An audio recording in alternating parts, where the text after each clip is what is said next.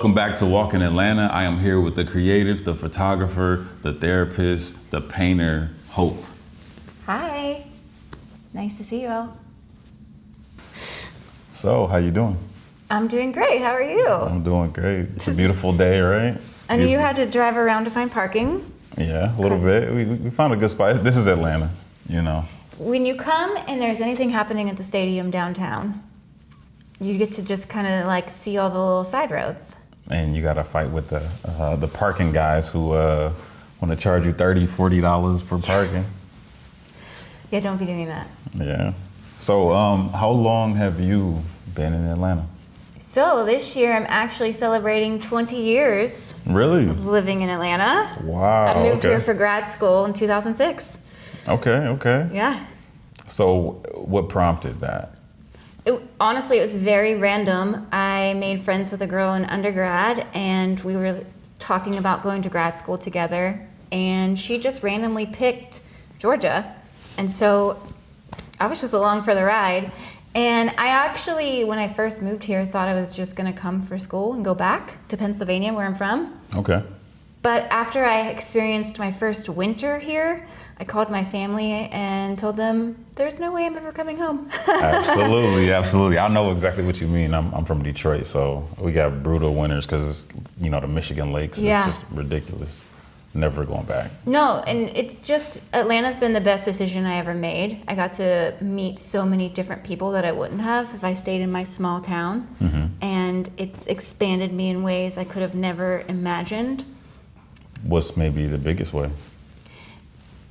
Good question. Honestly, it's all been by the people I have met and getting to hear their stories and how different their experiences in the world has been. Mm-hmm. And it's opened me up so that I can be a better placeholder when it comes to being a therapist.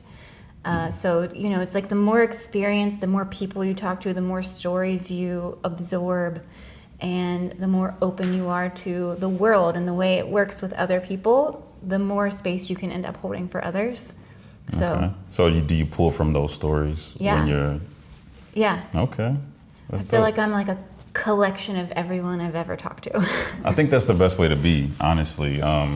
As a person who isn't a therapist, right? Sometimes I give people advice, but I'll be pulling from a story from somebody else, it's that experience, because every story I feel like has wisdom. Yeah, in absolutely. it, so that's amazing. So what prompted you to go into therapy? Honestly, my childhood and my life were very confusing to me, and no one had the words or the language to explain what I was experiencing. So I just became very intrigued by it. And I remember being in high school, and we had all those, they come, the school counselors, they talk to you about what you can do in your future. And there was a therapist there, and she just very casually said, well, I talk to people all day, so if you like talking and listening, you might like this job. And that's a very simplistic way of talking about therapy, because you're not just having a conversation. You're holding space for a lot of trauma and a lot of anxiety and a lot of grief, which thankfully all the schooling and life experience prepares you for. How does that feel? Sitting in all of that? Yeah. I feel like my whole life has prepared me to be where I'm at. Because sometimes I'll sit across from a client and I'll be like, oh, I understand. They don't know this, but I'm like, I understand exactly what you're talking about, because it would have been something that I have gone through in my life. Mm. And so there's a lot of times where I felt like life was taking me on this journey for me to learn and grow from it so that I can then take that and give it to other people. Wow.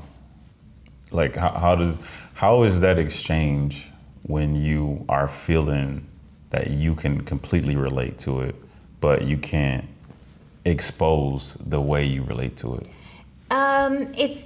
It's a fine balance, because self-disclosure as a therapist is okay at times, as long as you're not making the moment to be about you. So if the time is right and it's going to help them feel comfortable and open up, I may share a sliver.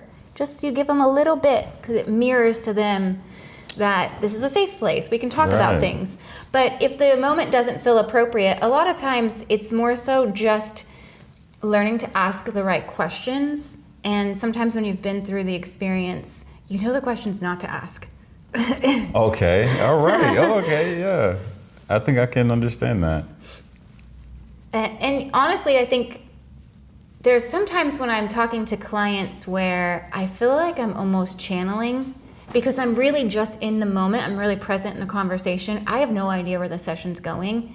So I've always called myself a very intuitive therapist because I just meet the person where they are. And I think just trusting yourself is the only way you can actually live in that space. Mm-hmm. So, you know, life taking me through the journeys that it's taking me has made me really trust in myself and see all my abilities so then I can hold space for whatever people are bringing to me.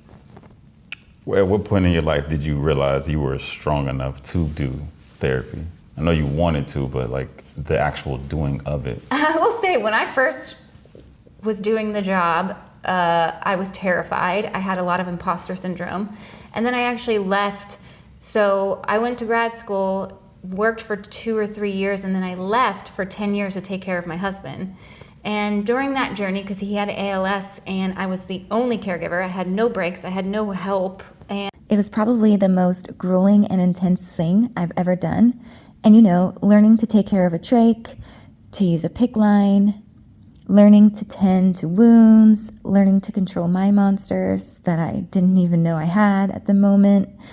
You know, all of that is when I realized, oh, I'm capable of handling anything. So yeah, people are trusting you with their life, and to have confidence in that is like, it's like I make music, but like there was a point in my life when I was like, I know I'm about to be good at this, or I know when I'm about to make a song, it's going to be good. But hold somebody's life in your hand and be like, you know what, I can help this person. Yeah. In real time. It takes courage. Thank you. But I do want to kind of jump back. Your husband's name was Steve. Yes. I saw some beautiful pictures on the ground. And just to dive in a little bit to get some history, if that's okay, I want to ask, how did you guys meet? Yeah, so we met through friends, and our story is very much so a whirlwind because everything was very quick. We only dated for 4 months, and then he got diagnosed with ALS. He proposed 2 days later, and his proposal was basically like, you don't have to stay because this is probably going to get really wild, but if you do stay, will you marry me? And I think just honestly having the choice in that moment and him understanding that if I left, and this was probably the first time that I really understood that I was being called to something. Like I just knew to say yes. I knew that I was supposed to go through the journey. There was no doubt. And honestly, I was even very, very naive as to what ALS was going to bring us. Yeah. And then we got married 2 months later. So the whole thing was a whirlwind. We garnered a lot of attention because of that story. We were on Say Yes to the Dress Atlanta, and oh wow, that kind of brought us a lot of support. And we, you know, I say I went through the journey by myself because I was his sole caregiver and I really didn't have much help there. But I had such a community that we ended up building around us that I really wasn't by myself. That's amazing. Yeah. I know that, because I didn't have this experience firsthand, but I had a cousin, or my cousin, his mother, she had, I don't think it was ALS, it was MS, oh, yeah. MS, which I believe is... They're similar, They're very similar. But the slow progression of that, I know sometimes can like change a person in ways that, you know, you wouldn't normally see yourself or you wouldn't understand yourself to be. Yeah. What, if you don't mind answering, what kind of perspective of your own personality did you see that you just didn't expect to come out? Great question. So really we were tested to our limits, and prior to getting married, I was rainbows, sunshine, peace, love, hope. Like I didn't really even understand that I had a shadow side, that I was capable of ever being a monster. And, you know, as soon as we got married, unfortunately with Steve, once he got diagnosed, the progression went so quick. And he sort of started to run his anger quite literally into me. And I just took it for a while because I was like, this man is really going through the worst thing. He's losing everything. I got to give him compassion and grace. And eventually all of my friends and his family and his friends were like, we've also got to create a safe space for you all, because it was becoming volatile. So that was my first recognition of boundaries and not needing to always be like the nice, hope, bubbly girl. And then I think ALS just took me all the way to the trenches. I just never understood how much anger could live inside of me. And then I got consumed by shame, as one does, because as he progressed, people would look at me and say, oh, Hope, you're doing such a great job. Because again, we had so much awareness, so much attention on us. And I had such an allergic reaction to people putting me on a pedestal, because I would get messages all the time being like, we just think you're amazing. And then meanwhile, if he would go to the bathroom and I didn't have help, I would yell at him. I'd be like, you were a horrible person. I can't believe you went to the bathroom and we don't have help. I mean, it was just a human having a human moment, and he was very sick and he couldn't help it. And so I had to find so much love and forgiveness for myself in that process and understand how I got there, and then advocate for myself to actually have support and help, because I recognized I couldn't do it alone. And then I had to forgive him, forgive me. And it was really beautiful because ALS was brutal. It never stopped kicking our butts, but somehow we stopped working against each other, even in the worst stages. And that will forever be like a proud moment, because we just got to a point, one point, when we were saying, do we really want the rest of our journey to look like this? Like, I'm yelling at you, you're yelling at me. We can do something else. And it became a really, really important self-discovery for me to understand that when you're not taking care of yourself or advocating for yourself at all, yeah, you're gonna find your monsters. If you're not doing anything for you and all you're doing is pouring, eventually that empty cup is gonna break. Everything's gonna break. You were like a punching bag for a minute, then you became the villain. Then I heard this saying that you only change when either there's enough pain happening, there's more knowledge known. I think it's 4 pillars of change. But I think that might have been you guys, the two. Maybe this isn't gonna work. So we learned that this goes nowhere. This anger that we're gonna have between each other goes nowhere. The pain goes nowhere. We really weren't living in alignment with who we were as people, because we were just so hurt and angry and broken and scared and just tired. And I think what we had to learn was that we both had that inside of us. Everyone has the capacity of being like absolute love. Absolutely. Or absolute monsters. Absolutely. And when you're in denial of the fact that you have that, you're not doing the work in order to try to understand where it comes from. He triggered me, I triggered him, the whole situation triggered us. So it was definitely a situation where we didn't know what we didn't know. And how young were you two? I mean, I was 27. You didn't know who you were. Yeah, exactly. So, it was a great experience, but it was volatile. And I got very honest online probably 4 or 5 years in, because like I said, I really couldn't stand people putting me on a pedestal. I don't believe anyone belongs on a pedestal. No. And it felt like it was my responsibility to remove myself. So I just came on social media one time and said, hey guys, I yelled at Steve today for going to the bathroom, and I probably used some swear words in the descriptor, which I try not to do online because of my mom. And I just wanted to be as raw and real as possible.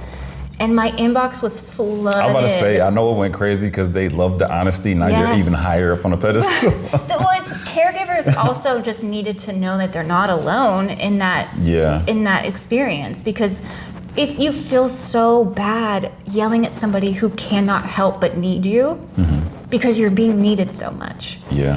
So there's so much grace that needs to come for yourself and for anybody in that position. And I think me sharing it was an invitation for people to be able to look at themselves in a different light. I think you touched on something that I see now. It's like people want the raw truth. Like, we've had enough of like the fluff, and it's a lot of people that don't feel validated because of the way social media is, and that's kind of where people run to for knowledge or to find like minds. And so I think like when you probably jumped on there and was very raw, you kind of touched on like what's viral now, which is truth. Yeah. You know, it kind of just spreads like wildfire when somebody like really talks about what's really happening. I feel like we as a society sometimes share just the really sweet moments. Yeah. We share the success stories. We share how we got there. We share our wins. And sometimes we don't share the ugly, the shadow, the scary, the embarrassing, the cringy. But like all of that makes the full human experience, and you can't have just the fluffy, pretty stuff. We need the human experience. We so dearly need it. Yeah, I mean, the human experience is trying to be wiped out as we speak. Yeah, right? Exactly. So we need to hold on to our humanity, and I think that's what brings people back together, is that understanding of, you know, we all fall short and we have to somehow do our work and hold ourselves accountable. And it's okay to fall short. Yeah. It's okay to admit it. But just to double back, when you guys had that moment where you realized, okay, we want to do better, we don't want to live like that, is that when you started painting? Honestly, yeah. Okay. I started painting early because I was just going stir crazy. Mm-hmm. I was the girl that was never home. I was a social butterfly. I was always out, and then we never left our house. Literally never left the house other than go to hospitals. You had her in a cage. She was caged. And I found meditation, and that was the best thing for me to learn to stay present, because I would disassociate like the best of them. Mm-hmm. And oftentimes when I was disassociating, that's when I would say horrible things because I wasn't fully there. Yeah. And then I realized that I was disassociating because I had too much pain and anxiety, and I needed to do something. And my friends were all artists. We were working on an art project with Steve. One of his paintings is up there where he painted with his wheelchair. And my friends were like, here, we're just going to leave you some art supplies. Play. And play really was the antidote to everything. I just started playing. I was terrible artist at first because I wanted to paint birds in nature exactly like they looked. But, you know, you have to go into it with the beginner's mind and just say, okay, I'm just going to play and figure it out. And then what I ended up realizing was one of the ways in which I'm not OCD in my life is painting. Mm-hmm. I finally get to escape my mind that's constantly obsessing and wanting everything to be perfect. Yeah, color in the lines. Now you get to... I just get to transmute like whatever experience I'm having back into joy. Mm-hmm. That's why most of my art is joyful, because it's usually me working through whether it's anxiety or depression or grief or whatever it is. I noticed it was very colorful, and I like that. Love all the colors. It's like it brings like a youthful aspect to it, you know. So I can just imagine the interaction between you two when you first started. Like, oh, you having a good time? Is that when you guys were doing the YouTube channel as well? We did the YouTube early on, just to kind of share the story. You know, after going on Say Yes to the Dress, I was very hesitant to go on Say Yes to the Dress because I didn't want drama. But after going on and realizing how many people just wanted to hear the story, and finding a lot of other young ALS patients, because at the moment, this was pre-Ice Bucket Challenge, so ALS still wasn't even on the map. Oh, really? There was not a lot of awareness happening, and there was a lot of young people who had just gotten diagnosed, and we all kind of found each other in that period, and we just realized that sharing the story was going to be important. But beyond that, what I learned the most from Steve was every day we wake up and we're healthy, we can use our bodies, we can eat, we can talk. Absolutely. We can live in reverence of that, because that can be taken in a minute. It's a gift, yeah. And so it really became my mission to remind people to be grateful for what they have in that moment, because we don't have to wait until we're sick to be appreciative of our able bodies. Yeah, I can relate to that.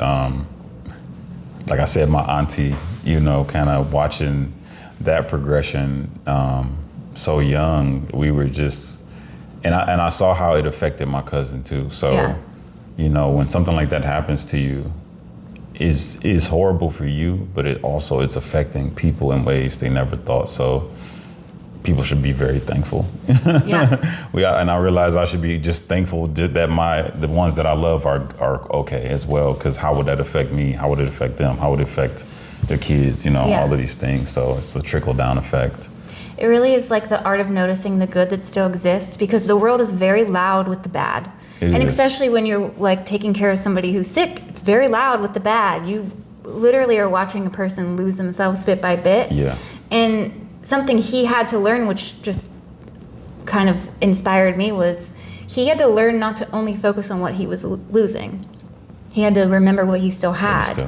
And I feel that's the same way with all of us. There's so many things that happen in life that are quote unquote bad. If that's the only thing we're focusing on, we're gonna miss also the good things, the connections, the community, nature, the fact that we can eat food, taste food. Yeah. There's just so much to be thankful for. I was gonna say, like, during the pandemic, I lost my taste, and oh my God, that I had no idea how much I valued that I can taste. Right? It's not until you lose it till then you're like, And I tried to go to prematurely. I tried to go to crab boil before my taste buds came back, and I hated it. I'm like, this is crazy.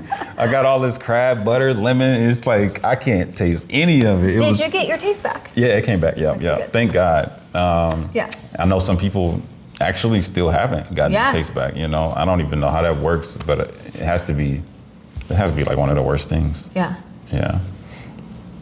But so you started painting, and things got better.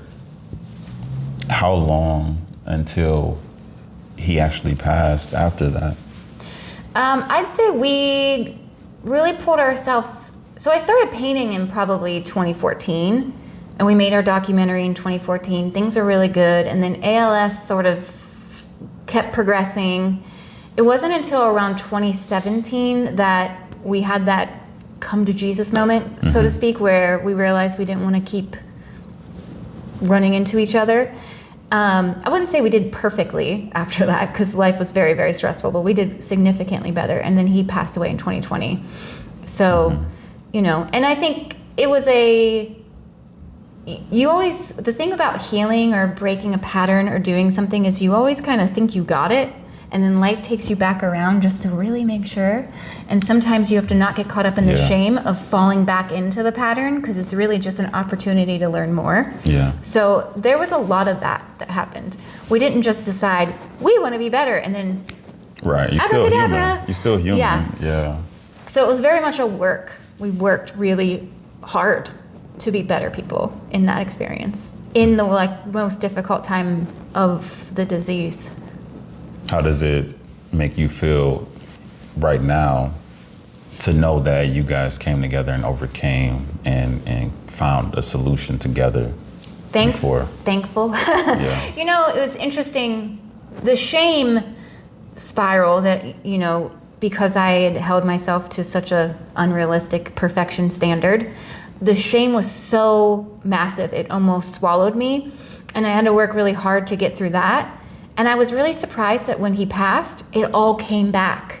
All of the shame, all of the things that I worked through, and all, for the first 4 or 5 months after he passed, I was like, I'm a monster.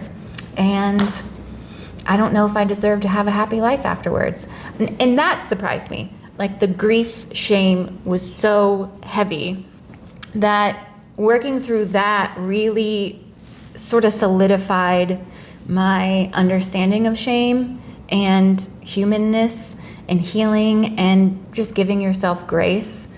And because, when you can witness yourself reaching rock bottom and then literally climbing out of the dirt to come back up to the light, it's like you should be nothing but proud of yourself for that. And so, and now it's come full circle because I get to walk some clients through that same journey. Yeah. And whether they realize it or not, there's so many similarities that I've seen in my practice where I'm like, oh, okay, I know what you're feeling. Yeah, you know where they're at. Yeah. You can tell. Yeah. That's amazing. I'm really not afraid of anyone's darkest moments. And I think that's a gift. in having the work I do, because those people just need someone to help bring them back to the light. Yeah. I think like to see your own darkness is to know another person's. Yeah. Ooh. Okay. Poets being a poet. Yeah, I mean, because I've had dark moments. I think we all have. Yeah. And I think that's where most of your wisdom comes from, is when you can dip back into that dark bag of all the craziness you either went through or maybe put somebody through. And Yeah. yeah. So like getting past his death and everything, I wonder, did the therapist need a therapist?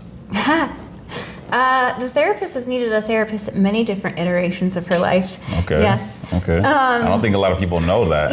No, like therapists sometimes do need a therapist as well. Therapists, like it's like that saying, like healers need healers, people need people, therapists need therapists. Like we all need a safe space.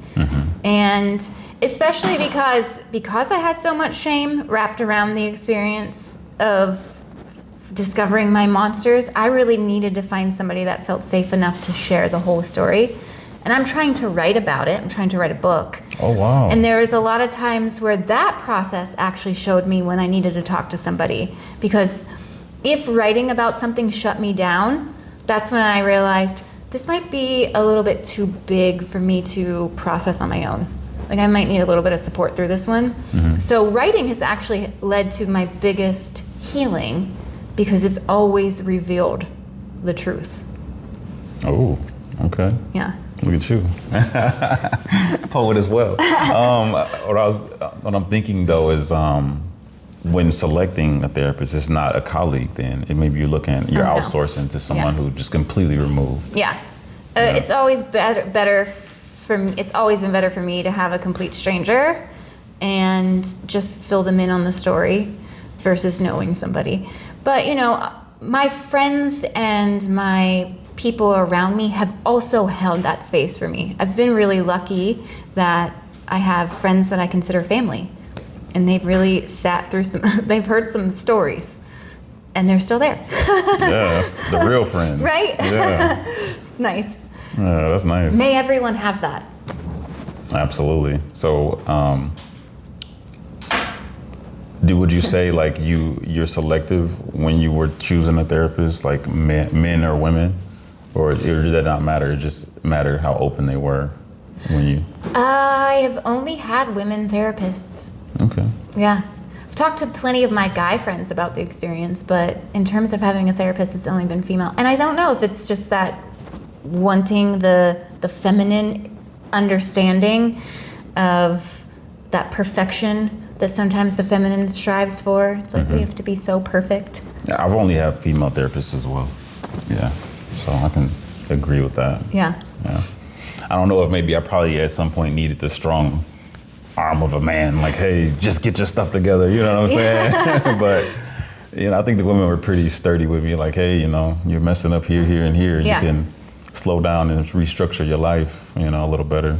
Well, and I mean, a good therapist, man or female, is going to just be very honest with you and tell you things you may or may not want to hear. There's a way of saying the truth with love to where it can be received. So I think that's something that therapists have a lot of practice at. Because, there's been plenty of times where I've said something to someone and I'm like, oh, that did not land. I needed it to be just a tad more surrounded by love. So do you curate your message depending on who you are? I think, do you? Is that what you do? Depending on who I'm seeing? Oh yeah, I feel like every client brings out a different version of me, so to speak, because they all need something different. And everyone's different. It's almost like how you show up differently based off whoever your friends are. I think at the end of it, my values are always the same, and my personality of just me being dorky and like talking about nature, because usually I'm always telling people, did you see any birds this week? So that's always the same, but it depends on, some people are very slow burns.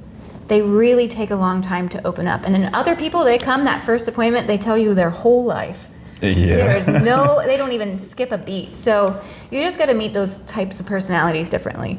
Like they dump on you like a distressed Uber driver. Huh? Yeah, that's when you're like, oh, you needed to get that out. Yeah, been holding that one. Yeah. Yeah, I say like, I think even in like art and music, like when you are creating and you creating your message, you are targeting an audience. Yeah. And that's why some people, gravitate towards certain art or certain like music. Yeah. Certain music gravitates towards certain people because it's curated for that particular person. Is it like on the first session you already know, or does it take a couple sessions for you to be like, okay, I know how to talk to this person? It depends. There's some people that you can pick it up right away, especially those ones that just come and they tell everything. Mm-hmm. You're like, oh, this is going to be one of those types of therapies where they do most of the talking.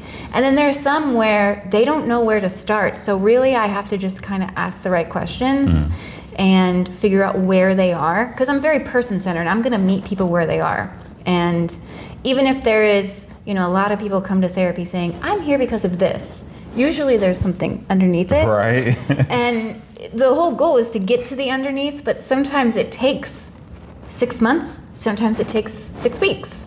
And so it's really just trusting yourself to be present, like truly in the moment with each person, and kind of paying really close attention to where they are in the process. Mm-hmm. You learn to see cues, because I do everything on video. So sometimes I'll just see, if I ask a question, someone will make a face, and I'll be like, they did not like that. Struck a nerve there. Yeah. And so I just kind of take mental note as, it's just like getting to know people. Mm-hmm. I guess I really feel like being a therapist is really just in the business of peopling. It's like really learning how to be with people and see the human inside of there. Mm. Do you have to decompress after sessions? Of course. Yeah. Yes. I feel like energy hygiene is very important for anyone holding space. That's interesting. Can you explain? So I have the propensity to take on, I want to fix everyone so much that I really will sometimes take their sadness from them, or I'll take the anxiety from them. And I have to be very mindful, because sometimes I'll feel anxious afterwards and I have to say, is this mine? Is this theirs? Where'd this come from? Empathetic. Huh? So I usually do a lot of movement afterwards so that it doesn't get stuck in my body. I do a lot of grounding meditation. I always take salt baths. Sometimes I'll burn incense just to get rid of whatever's stuck. If it's a really heavy day, I'll listen to stand-up comedy while I cook dinner. Because I'm like, okay, I just need someone to make me laugh, please. Yeah. So I just have to be very aware of how I'm feeling, because, pain can be sticky. Mm-hmm. And if you're not careful, it will stick to you, and it's not your pain to deal with. Wow, that was deep. I like that. I like that. Yeah, because what they say, misery loves company. So, yeah, that's deep. So, so you do the salt baths, you do the incense, and is it instantaneous, or is this like a whole night thing? It depends. If it's a big day, I might have to do all of the practices. If it's not, a salt bath may just do it. Dance parties, one of my favorite ways. That sounds fun. It's I'm really big into somatic therapy, which means it's like moving the experience out of your body. Mm-hmm. And so I oftentimes will have just a 15 little minute dance party, and then I'm like, okay, I feel better. Imagine how you feel after you do a dance. Oh, yeah. You're just dancing I love around. to dance. I like to Feel lighter, happier. I feel like I know how to salsa, but I need to take some practice. Okay, you're never gonna see me dance. I was like, wait, I actually think we should salsa right now. I have great music. We could do it. Hit it. So I want to ask this. So have you ever had a session that was so intense that it affected you deeply, and you might have come to tears from that session? Yeah, it's funny. I was describing to I caught up with an old friend this weekend, and I was describing to her that I think I've reached the phase in my life where I cry about everything now. Like I looked outside the other day and the way the clouds were parting and the light shone through, I just cried. I was like, it's beautiful. So there are times where I get really caught up in the emotion or whatever's going on, and I have to check myself, because there's a lot of heavy things happening in the world and then in people's worlds. Yeah. And they're trying to hold space for their heaviness and the heaviness of the world. And it's just, you know, things are a lot. There's a lot of heavy days. Mm-hmm. And so I've had a few times where I've gotten off session and had a little cry, and I always want to be fully present for whoever's next. So I get that out. I'll go to the bathroom, I'll have a little cry, and then I'm like, okay, all of me is here, everything's okay. And actually one of my greatest ways to kind of come back to full presence is gratitude. So I'll just name every single thing I can think of that I feel thankful for until I get that warm, fuzzy feeling in my stomach where I'm just like, okay, life's really, really great. I'm ready.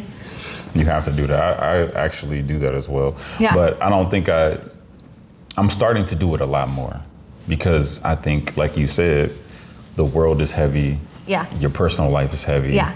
And sometimes it can just be a little too much. And it's hard to explain that to somebody that maybe something that happened was like the tipping point. Yeah. So you kind of got to at least I tell my friends that you have to have a system to getting back to the best version of you. And if not the best, a calm version of yourself. So the gratitude has always been like one thing that I try to incorporate, because if you can be thankful for something, it slowly kind of brings that meter down. Like, okay, things aren't as bad as they could be. It's just shifting your focus, right? Because like I said, the loudest or the heavy is so loud. The things that are the problems are so loud that it's so easy to catch your attention. And if we're not careful, our attention never goes on what's still good, what still exists. And sometimes some of that heaviness brings good. It brings people coming together sometimes. So it's up to us to notice. Yes, the heaviness is very loud, and and people have a lot to deal with. But I wonder what's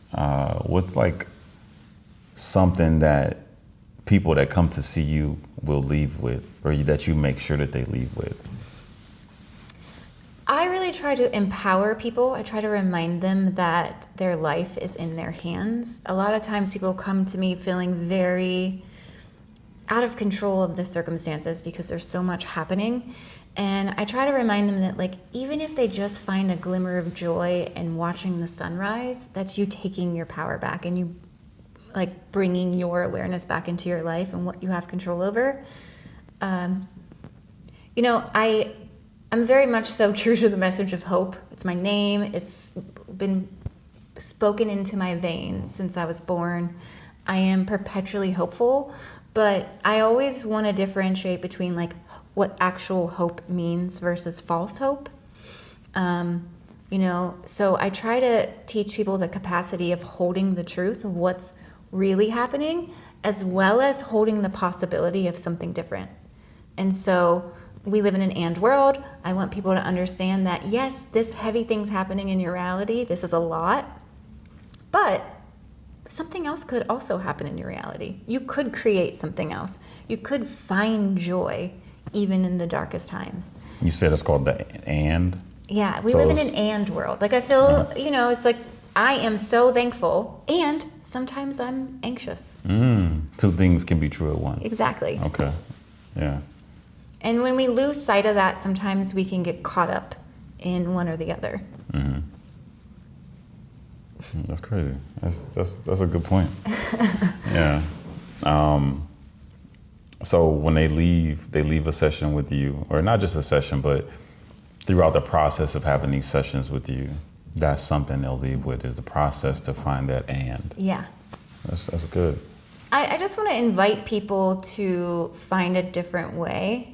I think sometimes I'll post videos of me dancing online, and it's not like I think I'm the greatest dancer. It's because I want to invite people to that. Mm-hmm. Invite people to the idea that you can paint. Even if you don't paint something that is lifelike, you can still paint. You can find joy. You can move your body. You can tap into the aliveness that still exists.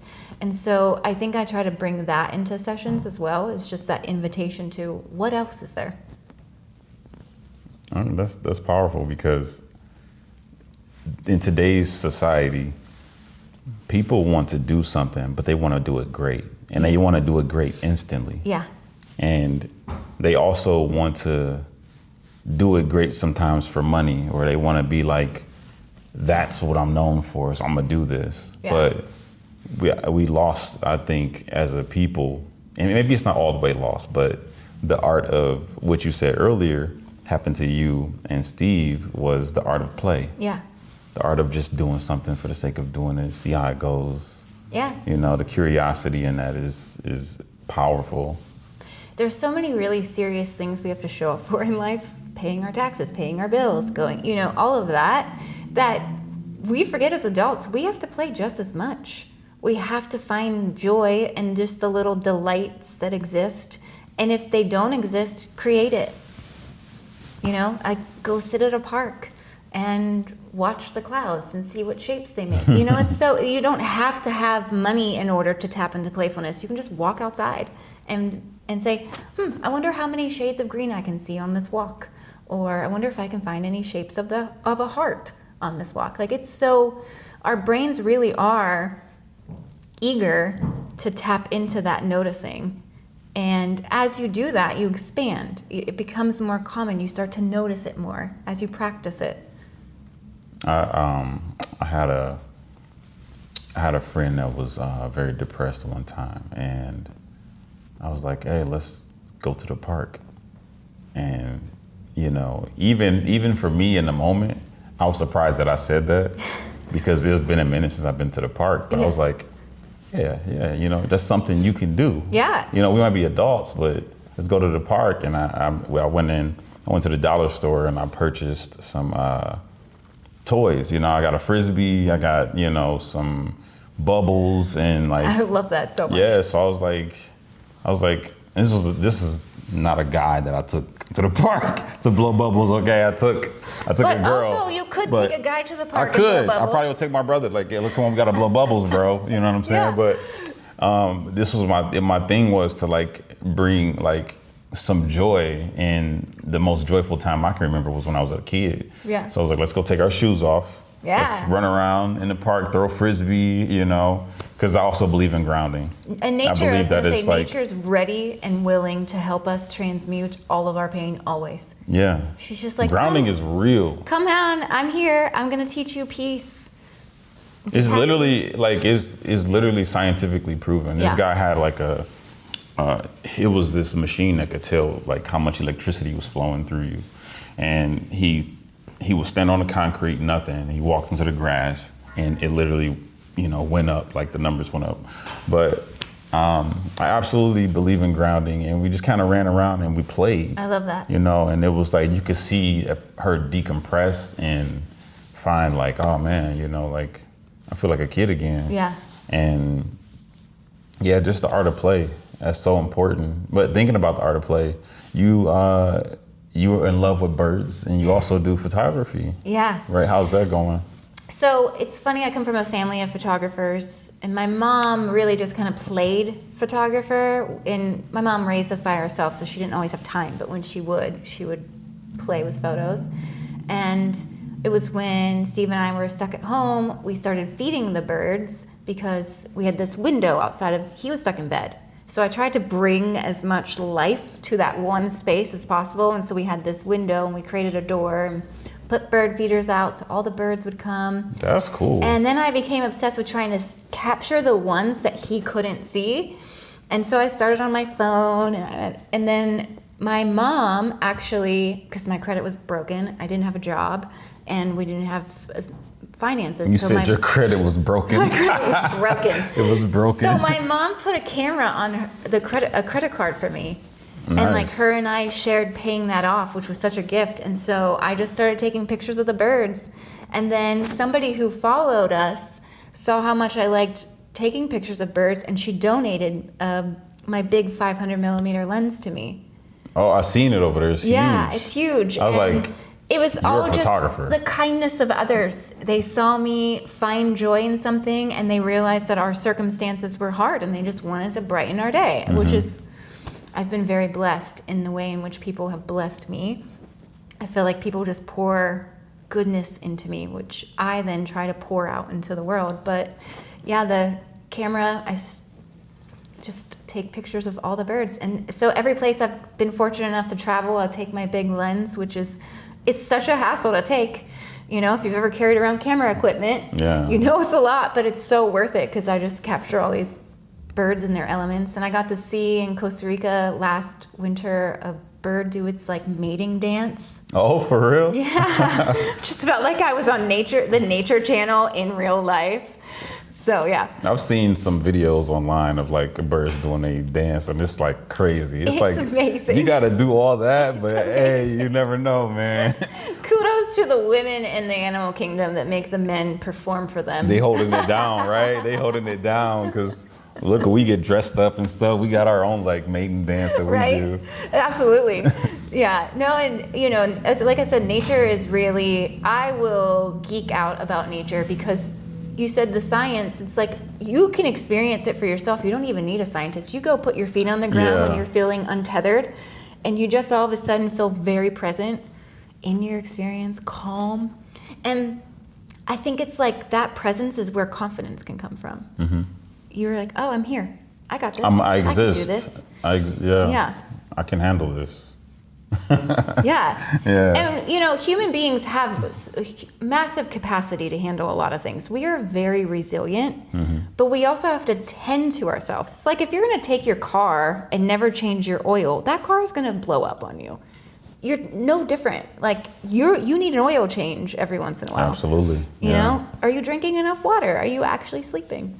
Hey, yeah. I do not sleep. I'm supposed to be sleeping. Are you going outside? Are you in the sunshine ever? Need sun, need vitamin D. Yeah.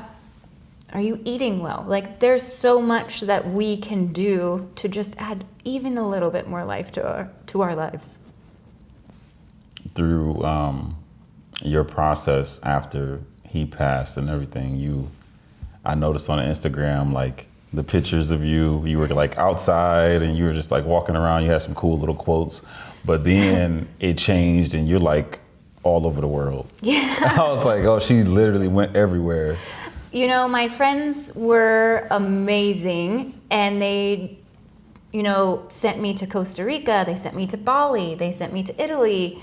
And I think they need your friend's phone number. Yeah, I know. It truly feels like one of those things where I feel like I hit the lottery of having good support in my corner. But you know, it was sitting on the beach in Costa Rica that I finally realized, oh, I actually can take all of this experience I just went through and turn it into a way to help somebody, because in the moment, I couldn't figure out my way forward right after Steve passed. I just felt so in my stuff, you know, that there was so much trauma, there was so much shame, there's so much guilt, and there's so much resentment towards people like, you know, not helping. And I really had to get my head out of my own experience. And being on that beach, I was sitting there and I said, I'm going to help everyone that's been in this space. Mm.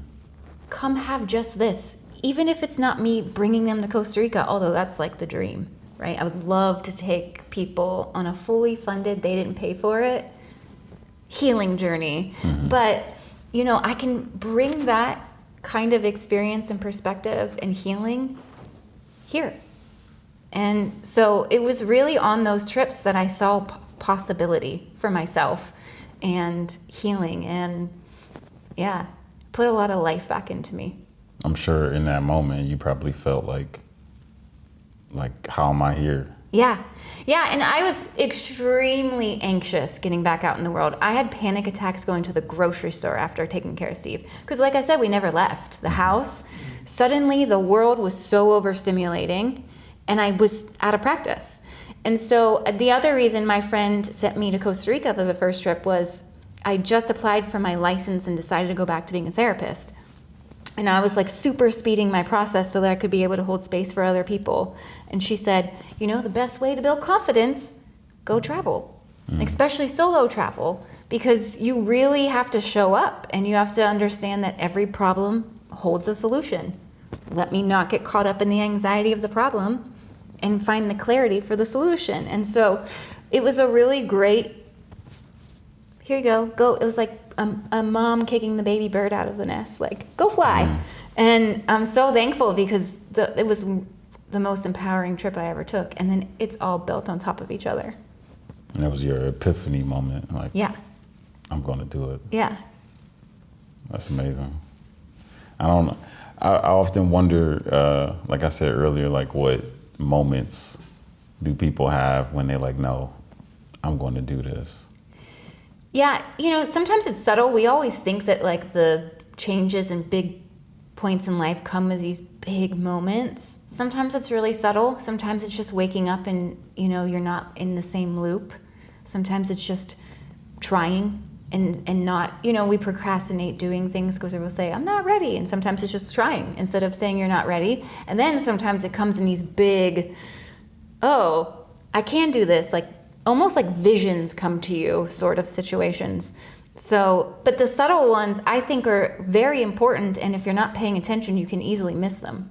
Like just the small shifts of recognizing if you made a different choice that day, or maybe feeling a little lighter, or maybe not. Because for me, my brain can be the most beautiful place, or it can be a place of nightmares. It just depends on how I'm tending to her at the time. But in that place, when it hit, like, you felt like, oh. Yeah. You felt amazing, like, oh, I can do this. I can really do this. So you getting back into therapy and being a therapist, how was like your first sessions back? I was so terrified. I was fortunate enough I had to start my license process all the way over because I never completed my license before leaving to take care of Steve. Mm-hmm. And I felt a bit resentful of the fact at first until I got back into therapy and I realized how much I needed to have like that supervision because I wanted to make sure I wasn't going to be triggered in a session and it show. And so I remember being so terrified that I practiced therapy with my supervisor. And then she sat in the first few sessions with me just to get me back into that world.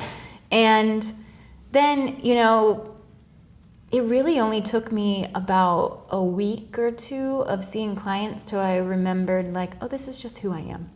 This is what I do. I just hold space for people and to find that within myself. But, I've done a lot of things in life scared. So this is no different. I was terrified, but I did it anyways. Yeah. I think people need to do more things that make them scared. I think that's the way you grow. 100%. That's the way I've grown. Yeah. And so many times, because I moved away from Detroit like in 2014. And when you move away from home, you just find yourself in situations where I can't call on nobody. Yeah. Like I have to figure this You're out. like, all right. And I got to it's my figure it time. out by, so yeah. So that's amazing. So you ended up, getting your practice back going. How many forms of therapy do you offer? So I do virtual therapy, and I really will take any client, but my real specialty, like sweet spot, are caregivers, grief, trauma, anxiety, depression. And I'm also doing workshops. So I do workshops online as well as in person, and those are still building as I'm building my audience and getting people used to me not doing just one-on-one sessions. And yeah, I think workshops really just afterwards, I feel so alive. I feel like I could fly to the moon. I feel that supercharged. There's just something really cool about witnessing a community space where people are all coming with a similar reason but different experiences, and the way in which everyone can feed off of each other. Group dynamics are really interesting and powerful. I think so. I haven't been a part of one, but I've been in a couple groups where the men in that group come from similar backgrounds. Yeah. And I think as a consciousness of people, human beings, I think men are finally like, hey, I'm not just some, muscle to lift something and put it down. Like, I actually have feelings and stuff too. And now I'm like confronting things. So I find that we like now, as a man, like I have friends and we're like cultivating an understanding amongst each other. Like, hey, it's okay to not be okay. And if you need to talk, we can do that. And like having those conversations together is like a much more healing feeling. When we have like group calls and things like that. So I find it like so much more healing, that having that community. So I can just imagine everybody that went through or are going through currently that particular thing, being a caregiver or maybe even being like the patient, and that interaction, them coming together and sharing experiences. I'm sure that's like crazy powerful. It's really fun. And actually another favorite type of work I like to do is people who are kind of rebuilding their lives, because I really did have to rebuild my life. And I feel like everyone sometimes could just use that support of starting over. Like maybe it's an end of a relationship or wanting to change a career or moving to a different state, city, wherever it may be. Sometimes people just need help to build that confidence in themselves to show up to that. And so it's a really fun population and like group dynamic to work with too. Yeah, so much change happening. Also, on behalf of all women, thank you, men, for doing the work. Oh, yeah, we trying to here and there. We try to get it done. Yeah, I think it's just nice to, I think, to be able to say it out loud, Yeah. Like, hey, I'm not feeling good. Yeah. And it'd be okay. And I can tell in certain people like they needed that. Yeah. So that's cool. What's like your favorite part of the like services that you offer right now? My favorite part is really doing the workshops, but I think it's also in witnessing the way in which it's building communities, because I'm meeting other therapists in Atlanta, and we're all sort of feeding off each other, trying to build things together. And, I think to have an individual practice, it's great, but it doesn't feel like you're getting to reach everyone. Yeah. And I want what I'm offering to be more accessible. And so I think sometimes working in those workshop areas, it can be more affordable, and I can still survive and make a living. Yeah. And then I can also bring on other therapists in Atlanta who have just a completely different walk of life or a different story. And then people are then getting to have 2 different containers for the space. And I just think it's been a really fun way to meet people in Atlanta. There's a lot of people here trying to make a difference. So it's cool to be able to connect to those people and to try to build something with them together. Yeah, I think also we were talking about earlier, not in this setting, but we were talking about how people kind of get wrapped up in false progression. Yeah. So do you find like you meet people like trying to start their life and maybe they're doing that, and it's like, hey, you like actually getting people out of the false progression and actually making a game plan and knocking down real goals. And yeah, I think some of that is, the truth lies within, but it's also really, really hard to sometimes see the truth. Like, we don't always want to see it. And you don't get to see what something is until you allow it to be what it is versus what you're projecting onto it. Because there's so often we'll see, like, take a relationship. It's like you're projecting what you see it being versus seeing it. And we can do that in every area of our lives. And so I think just making sure people are actually seeing what is really going on versus what they're projecting is happening. So that way they know where they are. Where are they going? Like, if you can't see where you are, it's hard to see where you're going. Ooh. Yeah. You felt that. maybe that was a little internal for hope.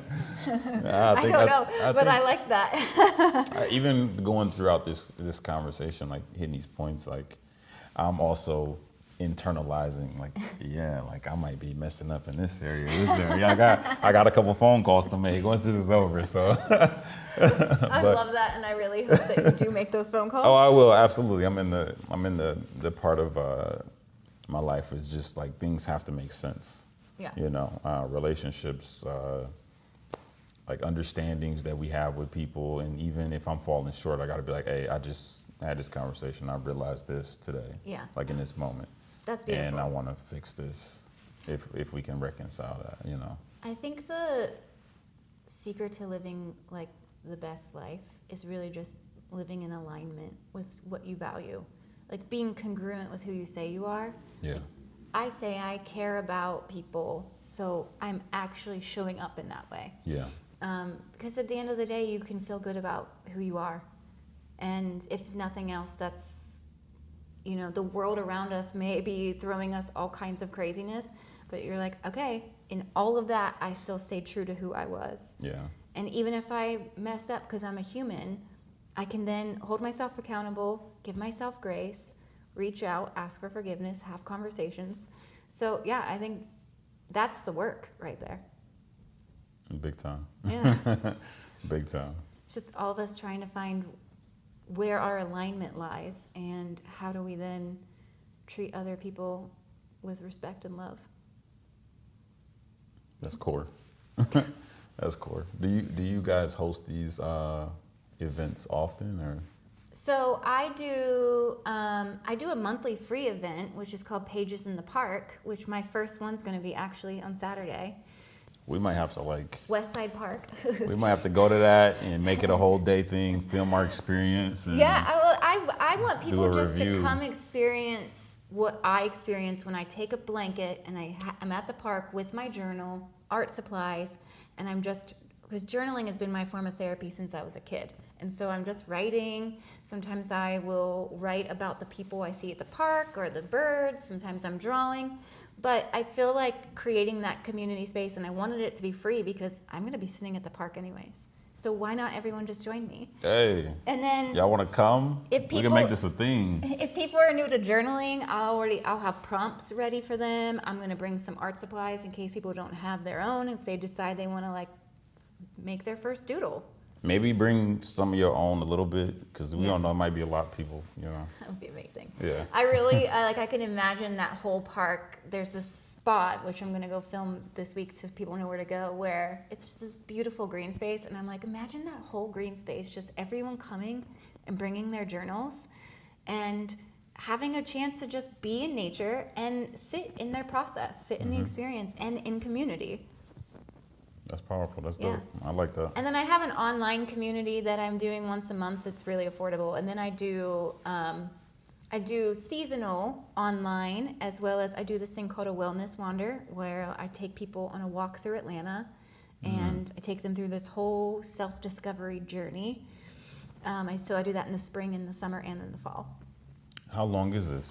How long is the walk? We go on a 3-mile walk, Okay. and it's a 3-hour. So you're like process. asking questions during this? So I bring them, everyone gets a journal, and I take them through a journey. I bring them, the very beginning is obviously all about presence, the art of noticing, like how often do you get checked out, and teaching you that you can rewire your brain. You can teach your brain to be in the moment. And so I teach them a lot of practices in that moment. And What's then like one of those practices? we do a grounding meditation. So put your both feet on the ground. You got shoes on. It's okay. You can have shoes. The earth's still getting us even through this. Ooh. And then All right. I want you to, in your inhale, just breathe in. And then in exhale, I want you to imagine you're growing roots into the ground. And then you're going to do that breath for like a minute, 2 minutes. And then once you really feel grounded, the next breath in, you're going to breathe in the earth energy and breathe out just anything that you want it to transmute for you.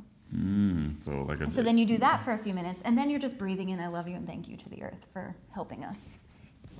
But that's one of the first ones. I teach a lot of somatic movement, which some of it's playful, some of it's actually strategic, tapping, things like that. I take them through journal prompts, self-discovery, like really pattern recognition. So like as we're walking, I'll make them notice patterns between one of the stops, and then I'm like, okay, so now do that internally. It's quite a journey.